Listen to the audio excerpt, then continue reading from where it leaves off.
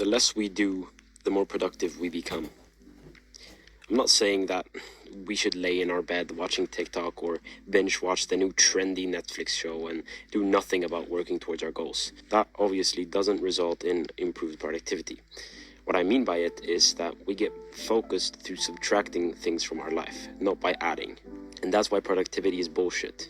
Because what people do is that they try to cram as much as possible into their to-do list and try to do as many things as possible, and that's how they define productivity. The more things we do, the more productive I become, they say. In this video, I'll tell you why that's bullshit. I see people watching YouTube videos, TikToks, or even reading whole books about how to get things done, when all they're doing is really just continuing to procrastinate on actually getting the thing done. That's why the secret isn't to do more, it's to do less. We want to get as much things as possible away from our schedule. Why we want to do this is because the only thing we have in our life is energy and time. And we only have a finite of energy and time during every day. Every day is always going to be 24 hours. When we follow the traditional advice that's mainstream at this point, which is pretty crazy, this is where our energy goes. It goes into all of these different things, and we make a little bit of progress in a lot of things.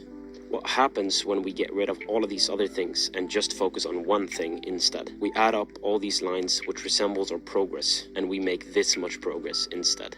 So when we follow the traditional trash advice of the more things we do, the more productive we become, this is the amount of progress we are able to achieve. The people that become the best in the world in sports, in business, or in school, they are the ones that focus all their energy on one single activity.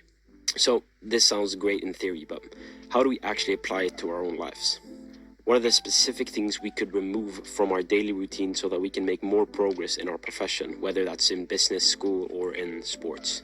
It's impossible for me to know exactly your goals and the obstacles in the way, but the biggest thing we waste the most time on is entertainment, and more specifically social media, video games, movies, and series.